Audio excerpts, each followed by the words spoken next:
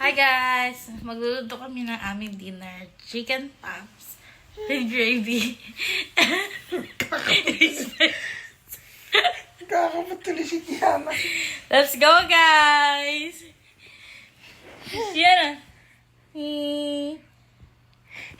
Marinate na natin ang ating chicken pops. Kailangan natin ng paprika.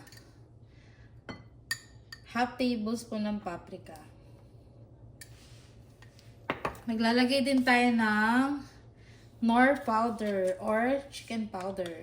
Lalagay naman tayo ng garlic powder.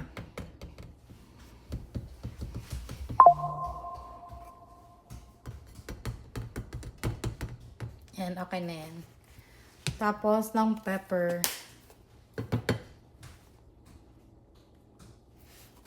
At saka ng Knorr liquid.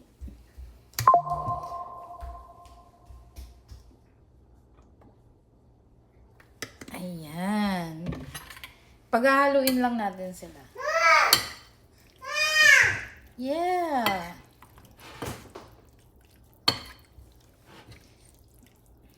Pag nahalo na natin siya, balikan natin siya after 1 hour. Pipirituhin naman natin siya ngayon.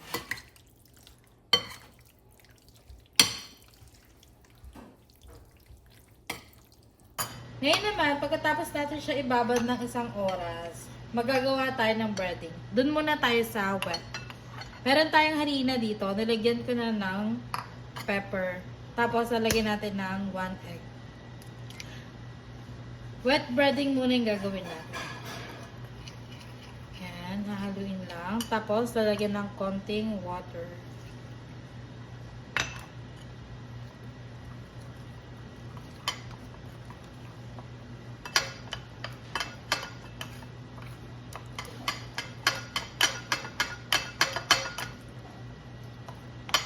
Consistency niya, ilalagay na natin siya sa minarinate natin. Paghahaluin lang natin siya. Sila. Ayan. Konting buo pa, pero okay lang. Kaya tayo naglalagay ng ganito para kumapit yung dry breading naman na ilalagay natin.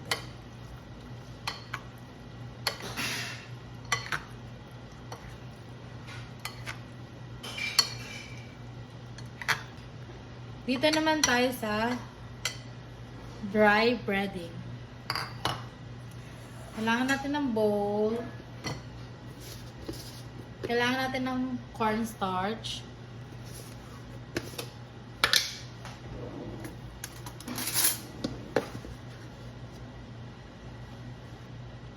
Yan, okay na yan.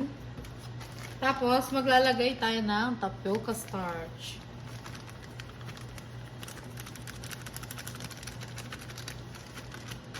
Ayan, okay na yan.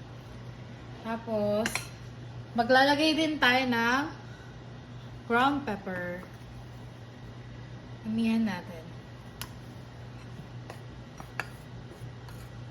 Kukombine lang natin sila.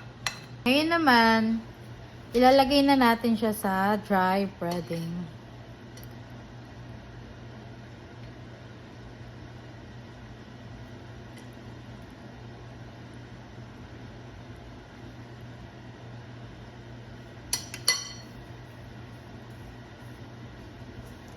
Kailangan lang natin siya makoat lahat.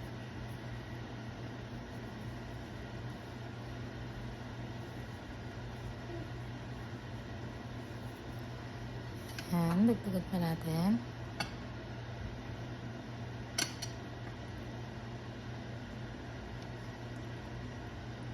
Sa kabilang side pala, nagpapainit na ako ng mantika.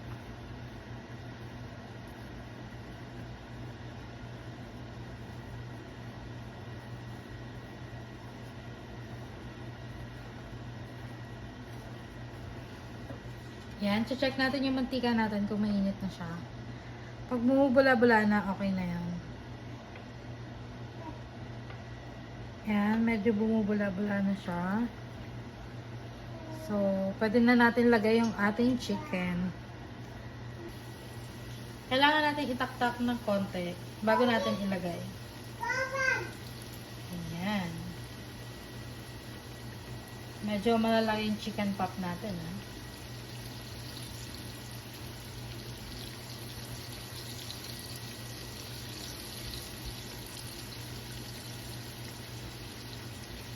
Ayan ngayon, pag medyo brown na siya, hamuin na natin siya. Kasi pipirituhin pa natin siya ulit para mas crispy.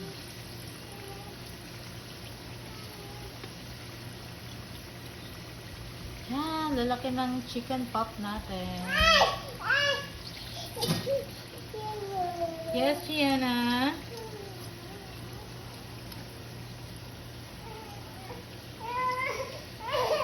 Second batch naman na pipirito.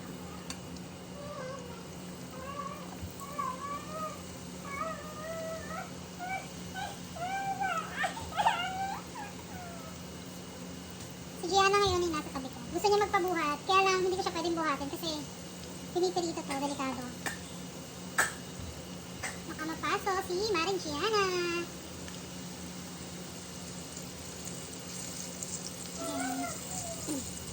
Pwede nyo itong gawin sa bahay. Madaling-madali lang to. Pag wala na kayong maisip yung ulam, basta may chicken kayo, pwede na to.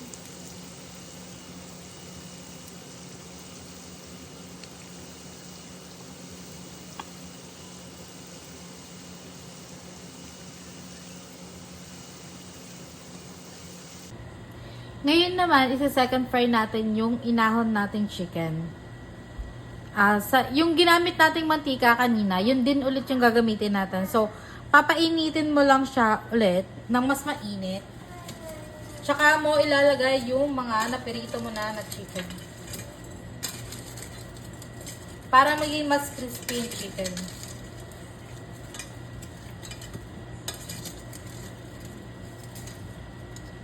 Ayan.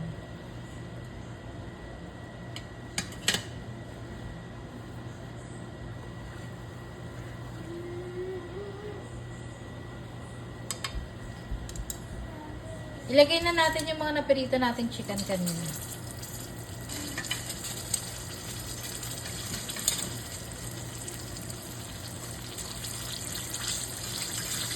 Sandali na lang natin siya pipirituhin na.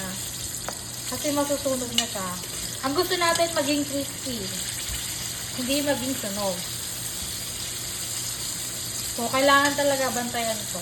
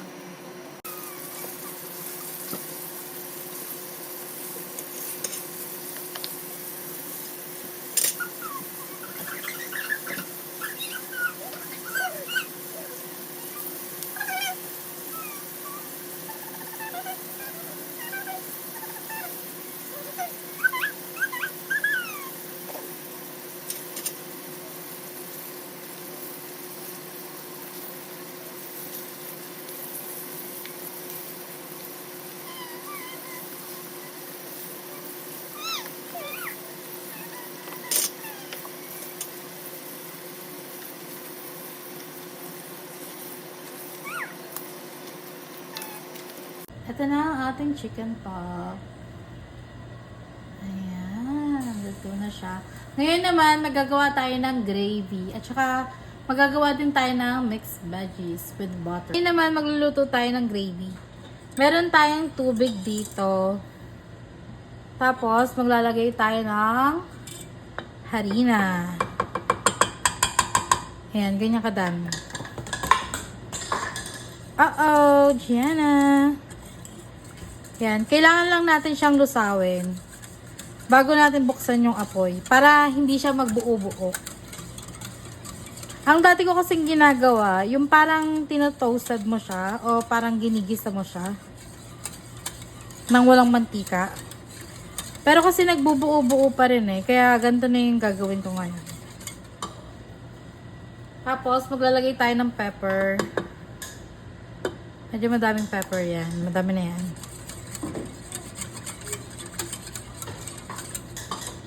Maglalagay tayo ng soy sauce.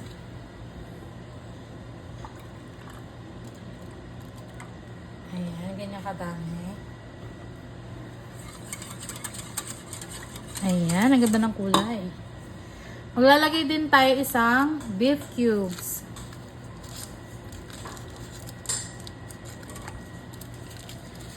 At maglalagay din tayo ng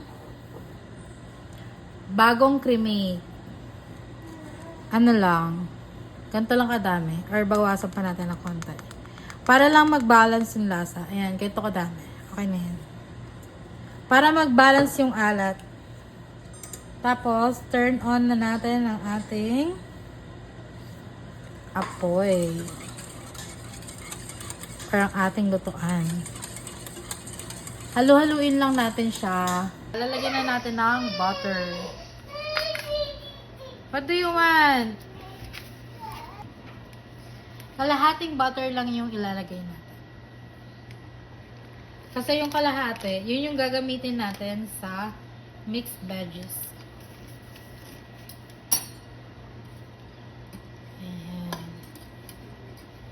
Tinawin lang natin siya. Tapos, okay na tong ating gravy.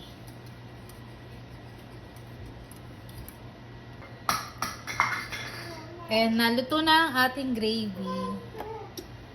Ngayon naman, magluluto na tayo ng mixed veggies. Sa pagluluto ng mixed veggies, kailangan natin ng butter. Pag tunaw na yung butter, lalagay na natin ang ating vegetables.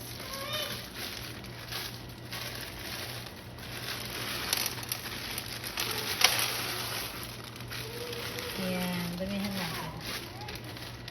Tapos, itong broccoli.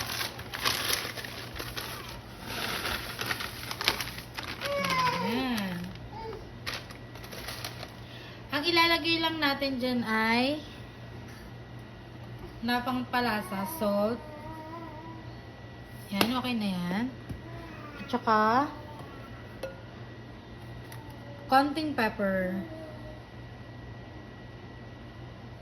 Nalaglag ng pepper. Ayan.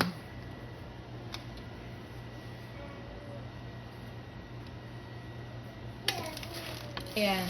Sandali lang maluto tong ating veggies. Buttered veggies. Okay na ang ating buttered veggies. Ayan. Magpa-plating na tayo ngayon. Kailangan natin ng black rice.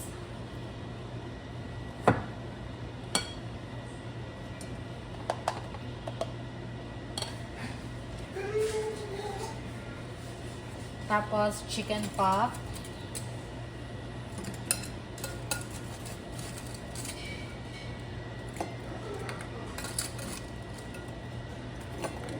Ayan. Saka na mixed veggies.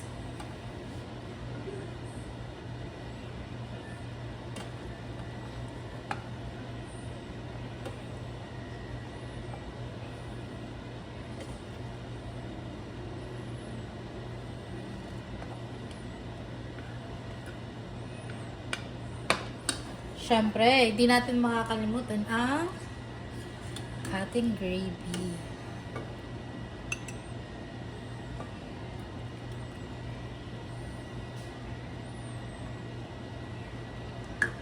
Ayan. Medyo dagdagan natin yung chicken. Para maganda siya ang tingnan.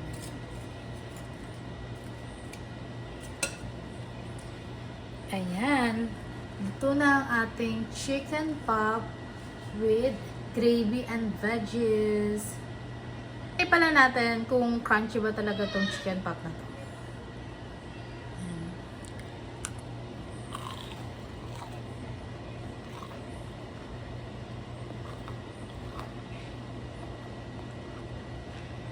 Narinig nyo ba guys? Crunchy siya. Look at that guys. May rice, may mixed veggies, and merong chicken pops and gravy.